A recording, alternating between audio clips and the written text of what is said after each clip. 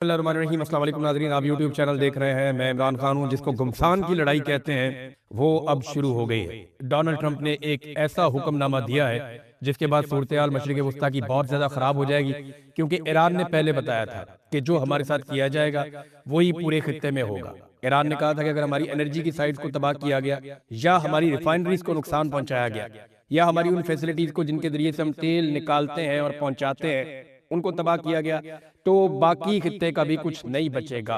इस वक्त जो इतला आई है उस इतला के मुताबिक लगभग एक मजीद जंगी बेड़ा वो जा रहा है। अमरीकी मरीन्स की एक बड़ी तादाद जा रही है। 5,000 अमरीकी फौजी जो है वो इस खित्ते में मजीद पहुंचाए जाएंगे, और इसके अलावा एयरफोर्स और बहरी जहाज, ये सारी चीजें वहां पे वो करीब लेकर जा रहे हैं। और उनका ये कहना है कि वो ईरान के ऊपर मजीद हमले करना चाहते हैं। अब अमेरिका के अंदर शदीद मुखालफत हो रही है, तो डोनाल्ड ट्रंप इतना बड़ा रिस्क कैसे ले सकता है? क्या वाकई वो अपनी फौज को ईरान की सरजमीन पे उतारना चाहते हैं? क्योंकि देखें, यूरेनियम के हवाले से उनके पास कोई मनसूबा है नहीं। ईरान के पास जो तैयार यूरेनियम है जिसको वो एटम बम बनाने में इस्तेमाल कर सकता है, लगभग 450 किलो उनके पास है। इस पे पुतिन ने एक ऑफर दी है डोनाल्ड ट्रंप को। जो रूसी सदर है उन्होंने डोनाल्ड ट्रंप को कहा कि हम ये यूरेनियम उठाकर रशिया ले जाते हैं अगर आपको प्रॉब्लम है तो डोनाल्ड ट्रंप ने कहा नहीं जी, ये नहीं होगा। ये ऑफर डोनाल्ड ट्रंप ने मुस्तरद कर दिया, और ईरान से तो भी बात ही नहीं हुई इस बारे में। ईरान अपनी यूरेनियम देता भी है या नहीं देता ये भी कोई नहीं जानता, लेकिन वो यूरेनियम है कहाँ? वो जहां भी है वो इतनी महफूज है कि जमीन की बहुत नीचे तय के अंदर उन्होंने रखी है। देखिए, अमेरिका का जो सबसे बेहतरीन बमबार तैयारा है वो B-2 बम्बर तैयारा, B-52, ये तैयारे हैं। इनके जो बम है वो स्ट्रक्चर्स को तोड़ देते हैं और वो बंकर तोड़ देते हैं। बंकर बस्टर्स हैं, यानी वो जाते हैं और जाकर जो जेरे जमीन स्ट्रक्चर बने हुए हैं उनको तोड़ देते हैं। लेकिन अगर जेरे जमीन स्ट्रक्चर बहुत नीचे है जमीन के अंदर, तो फिर उसको वो नुकसान नहीं पहुंचा सकते। सैकड़ों फुट नीचे जो है वो ईरान ने, और वो मिट्टी की लेयर है, कंक्रीट की लेयर जो है उसको वो तोड़ देते हैं मिसाइल।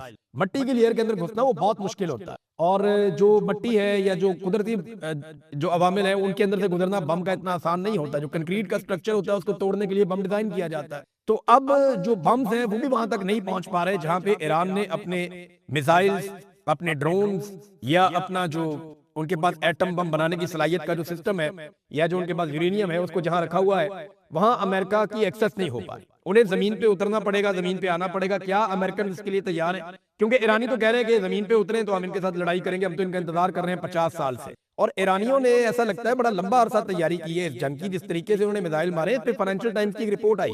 ये रिपोर्ट जरा आप देखें। इस रिपोर्ट के मुताबिक ईरान के जवाबी हमले ने अमरीकी हुकाम को हैरान कर दिया और हिला कर रख दिया। तेहरान ने खलीजी ममालिक पर 3,000 से जायद मिसाइल और ड्रोन दागे, 3,000 से जायद, जबकि इसराइल की तरफ से सैकड़ों का इस्तेमाल किया गया है। अमरीकी ऑफिसर जो हैं मिलिट्री के और साबिक ऑफिसर, वो ये कह रहे हैं कि ईरानियों ने बहुत कम वसाइल से बहुत ज्यादा कुछ करने का कारनामा सर अंजाम दे दिया, जिसकी मिसाल बहुत कम मिलती है। सस्ते शहीद ड्रोन ने रेडार, बंदरगाहें, फौजी अड्डे और तेल की तनसीबात को निशाना बनाने में बड़ा जबरदस्त किरदार अदा किया है। अमरीकी हुकाम मान रहे हैं कि हमने ये नहीं सोचा था कि ईरानी इस तरह का रद्दे अमल देंगे। और अभी एक और बहुत बड़ा नुकसान हो गया, और ये नुकसान हुआ है सऊदी अरब में।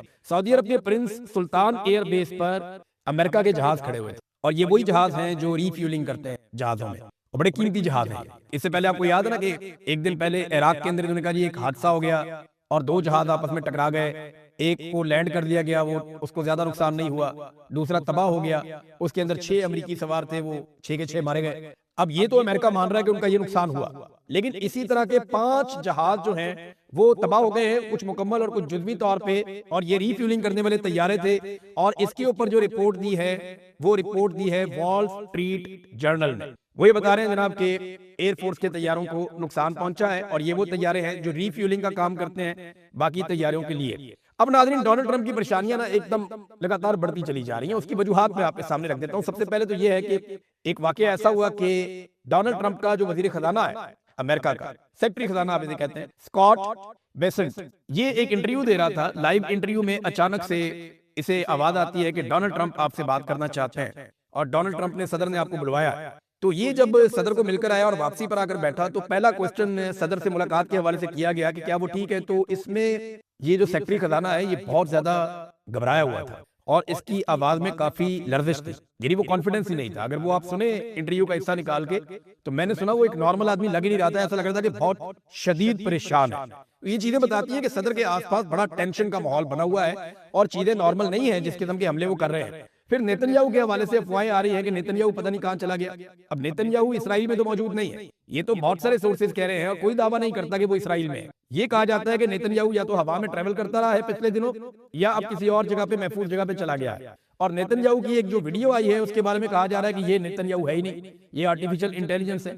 और बाद लोग बड़े वसूख से दावा कर रहे हैं कि इसमें इसकी कभी 6 उंगलियां नजर आती हैं, कभी 5 नजर आती हैं और दांतों का डिजाइन और बाकी चीजें, तो वो उसको एक आर्टिफिशियल इंटेलिजेंस की कार्रवाई करार दे रहे हैं। ये तो बहुत आगे है ना, अमेरिका और इसराइल तो बहुत आगे है इस टेक्नोलॉजी में, हम लोग तो भी बहुत पीछे हैं, बहुत, वो हमसे कई साल आगे हैं, बहुत आगे। तो अब ये दावा किया जा रहा है, लेकिन देखिए अभी तक ये अफवाहें हैं, इनकी कंफर्मेशन नहीं दी जा सकती। फिर डोनाल्ड ट्रंप के लिए एक और जो बहुत बड़ा इशू है वो इशू है एप्स्टीन फाइल्स का। अब इसमें इल्हान उमर, आप जानते हैं खातून को, और ये बड़ी शानदार पॉलिटिशियन है, अमेरिका से इनका ताल्लुक है।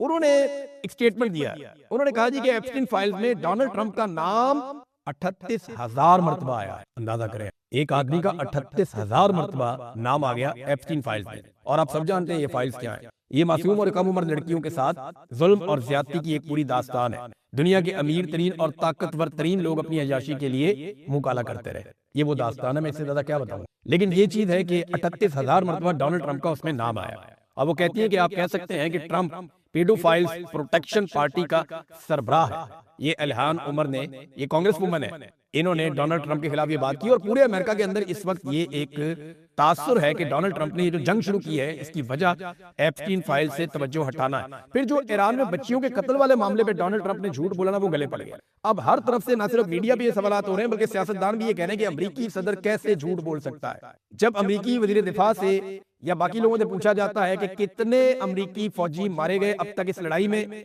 या कितने जख्मी हुए, नुकसान बता दो, तो वो उसके बारे में नहीं बता रहे। फिर हालत डोनाल्ड ट्रंप की ये होगी है कि ईरान की फुटबॉल टीम को धमकी लगा दी, कहते नहीं वेलकम करता हूं ईरानी टीम को, लेकिन मुझे नहीं लगता कि वो अपनी हिफाजत के पेश नजर यहाँ पे आएंगे। अब अंदाजा करें आप कि अमेरिकी सदर को ये दावा करना चाहिए था कि ईरानी टीम खुलकर आए, हम उसको प्रोटेक्शन देंगे, और यही एक बड़े लीडर की निशानी होती है। लेकिन अमन के नोबेल इनाम के हकदार लीडर ने यह कहा कि फुटबॉल की टीम को भी धमकी लगा दी। यानी खेलों को तो आप दूर रखते हैं जंग से, सियासत से, लेकिन फुटबॉल टीम को भी धमकी लगा दी डोनाल्ड ट्रंप ने।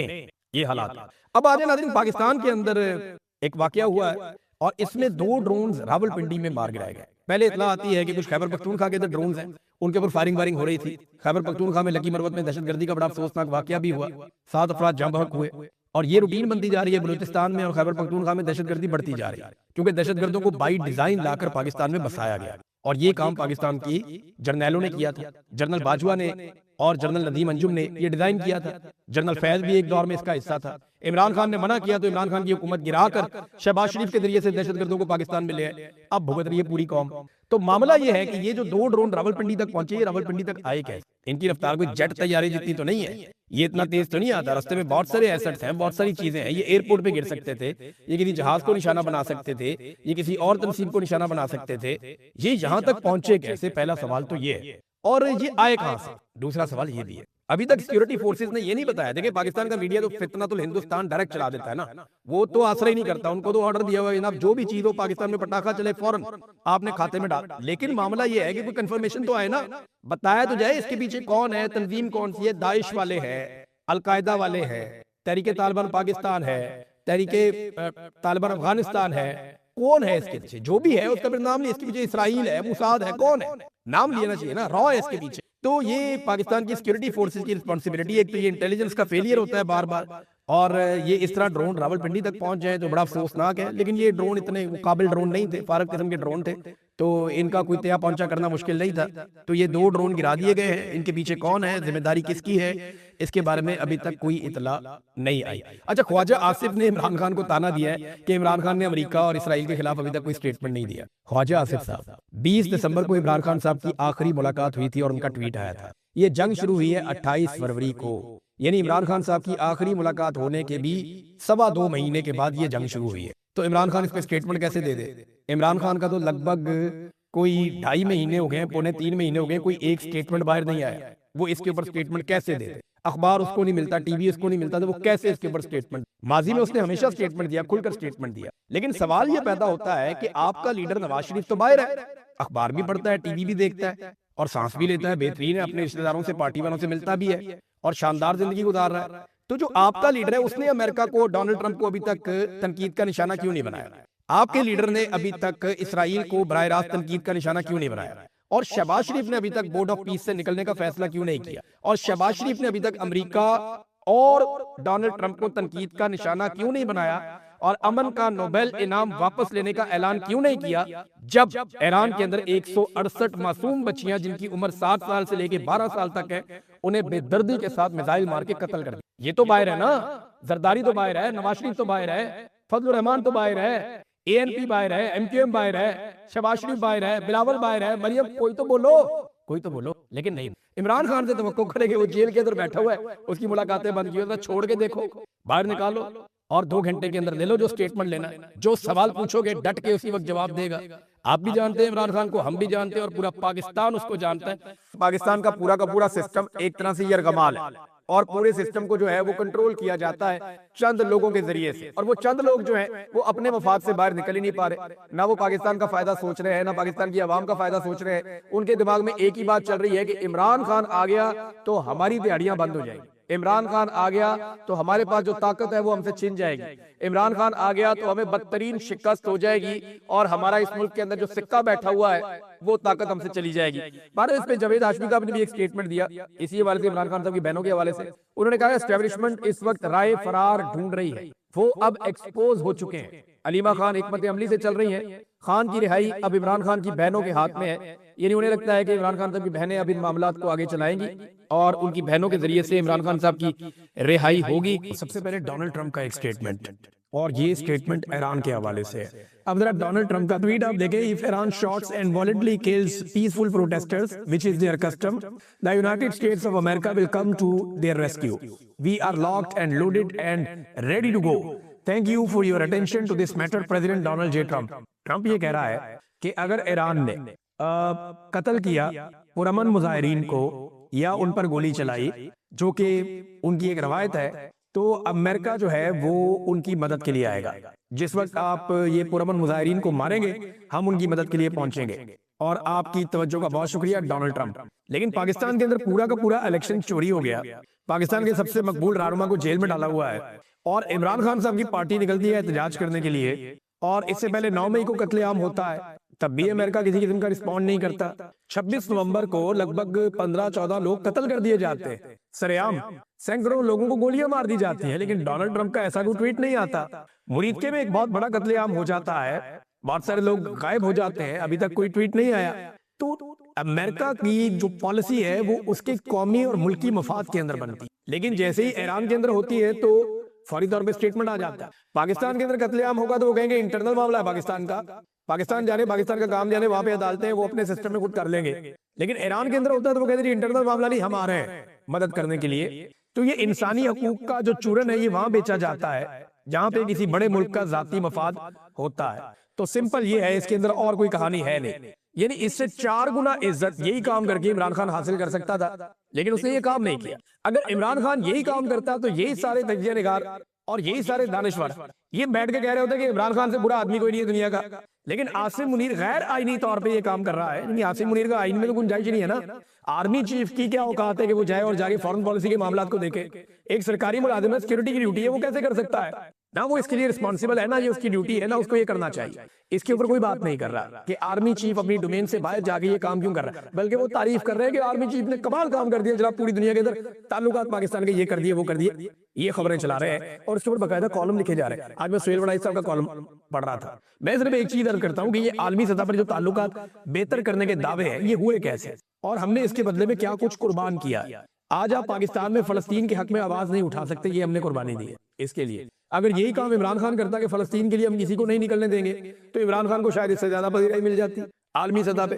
आपने पूरी दुनिया को एब्सोल्युटली यस कह दिया, क्या हो जनाब आपकी लड़ाई हम लड़ेंगे। अफगानिस्तान पे आपने अपनी पूरी पॉलिसी पे यू टर्न ले लिया, जो इमरान खान नहीं ले रहा था उसकी हम कीमत चुका रहे हैं। लगातार पाकिस्तान के अंदर दहशतगर्दी के वाकयात बढ़ रहे हैं। 2025 दहशतगर्दी के एतबार से पाकिस्तान का बदतरीन साल था पिछली एक दहाई में, और ये कीमत पाकिस्तानी चुका रहे हैं, लेकिन मुकाम बन रहा है जनाब। देखिए हम कुर्बान क्या कर रहे हैं, फलस्तीन के लिए आप आवाज नहीं उठा सकते। इसराइल के ऊपर आपकी पूरी की पूरी पॉलिसी बदल गई है। ट्रंप के दिए हुए मंसूबे के ऊपर आपको वोट करना पड़ता है सलामती काउंसिल में अपने नजरिए के खिलाफ जाकर, कायदे-ए-आज़म मोहम्मद अली जिन्ना के नजरिए के खिलाफ जाकर। इसराइल पे आपकी पॉलिसी बदल गई है, फलस्तीन के हक में आवाज नहीं उठा सकते, मादनियात के बक्से लेकर आप पूरी दुनिया में फिर रहे हैं, और अमेरिकी सदर के आगे मादनियात का बक्सा जाता है और उसके बाद उन्हें ऑफर की जाती है कि हमारी मादनियात आप उठाकर ले जाएं। क्या पाकिस्तान में कोई सरमायाकारी आई? कोई सरमायाकारी नहीं आई पाकिस्तान में। 3 साल पहले आसिम मुनीर साहब ने 1 साल का टाइम दिया था, 3 साल में कोई सरमायाकारी आई नहीं पाकिस्तान में। क्या कोई सियाहत आई पाकिस्तान में? नहीं। सयाह जो पाकिस्तान में आते थे वो भी अब नहीं आते। देखिए, हुकूमत अच्छा काम कर रही है या बुरा काम कर रही है, ये एनालिसिस करने से पहले आपको ये देखना चाहिए कि ये हुकूमत बनी कैसे। क्या ये हुकूमत लेजिटिमेट गवर्नमेंट है? क्या ये हुकूमत काम करने के लिए कानूनी और आईनी हैसियत रखती है? इखलाकी हैसियत भी नहीं रखती। तो ये जो कहानी बात आपको कहानी सुनाते हैं ना कि आलमी सतह पे पाकिस्तान का इंज हो गया तो उंज हो गया, कुछ नहीं हुआ। आपको मिला ही कुछ नहीं अभी तक। आपने क्या खाना है वहां से लेके? आपको बुला के वो खाना खिला देते हैं, बैठा देते हैं अपने साथ, उसकी कीमत पूरी कौम अदा करती है। यही सारे काम, जो गलत काम, जो पाकिस्तान ने, चलो अपनी पॉलिसी बदली ना, पाकिस्तान ने अपनी पॉलिसी को पाकिस्तान ने यू टर्न ले लिया। यही सारे काम अगर इमरान खान करता तो वो तारीख का सबसे जालिम और बदतरीन आदमी आप उसको कह देते। लेकिन यही सारे यू टर्न लेके पाकिस्तान की पॉलिसियां तब्दील करके, पाकिस्तान की नजरियाती जो पॉलिसीज है पुरानी उनको तब्दील करके, जब आप आलमी सतह पे थोड़ा सा निकल के आते हैं और उसका टके का फायदा पाकिस्तान को नहीं होता तो आप कहते हैं जनाब बड़ा कमाल हो गया। आज इन पॉलिसीज की वजह से चाइना नाराज है। आज इन पॉलिसीज की वजह से अफगानिस्तान से आपकी लड़ाई चल रही है। आज इन पॉलिसीज की वजह से पाकिस्तान का पानी और कश्मीरी भी आपसे नाराज है।